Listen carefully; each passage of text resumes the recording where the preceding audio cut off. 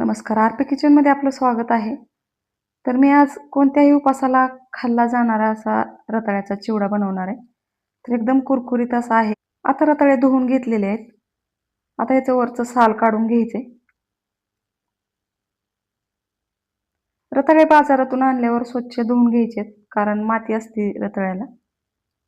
आता ह्याचं वरचं साल काढून घेतलेलं आहे, बघू शकता. आणि साल काढल्यावर पाण्यात ठेवायचे.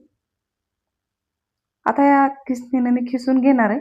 तर एकदम जाडसर असा खीस तयार होतोय. आता तुम्हाला दाखवते. तर एकदम छान असा खीस बनतोय.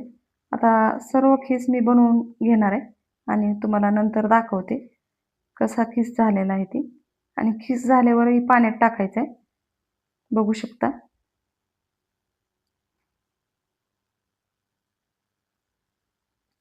आता ही किचन टॉवेलवर काढून घ्यायचं आहे रताळ्याचा खीस. आता याला न शिजवता एकदम छान असं ह्याचं पाणी शोषून घेईल असं टॉवेल वापरायचं आहे आणि छान असं वाळवून घ्यायचे थोडंसं. आता इथं गॅसवर कढई ठेवली. तेल टाकून घ्यायचे, तेल गरम करायचे छान आणि जास्त तेल गरम झाल्यावरच हा रताळ्याचा खीस तळून घ्यायचा आहे.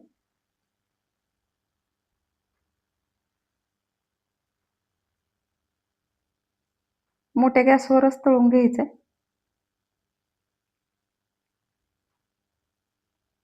आता ही रताळ्याचा खीस मी 2-3 बॅचमध्ये तळून घेणार आहे. तर एकदम कुरकुरीत असा होईपर्यंत तळून घ्यायचा आहे. तर एकदम छान चवदार असा आहे खीस किंवा चिवडा लागतोय. तर एकदा नक्की बनवून बघा. आता इथं तळून झालेला आहे, एका प्लेटमध्ये काढून घ्यायचा आहे आणि याच पद्धतीने मी सर्व रताळ्याचा खीस तळून घेणार आहे. तर हा उपवासाचा चिवडा तुम्ही कधी पण बनवून महिनाभर ठेवून खाऊ शकता. आता ह्याच्यात मी हिरव्या मिरच्या पण तळून घेणार आहे, बारीक कट केलेल्या.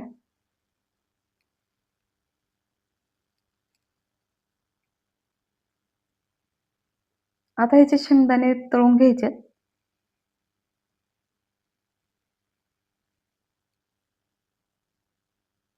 आता इथे शेंगदाणे पण तळून झालेले आहेत.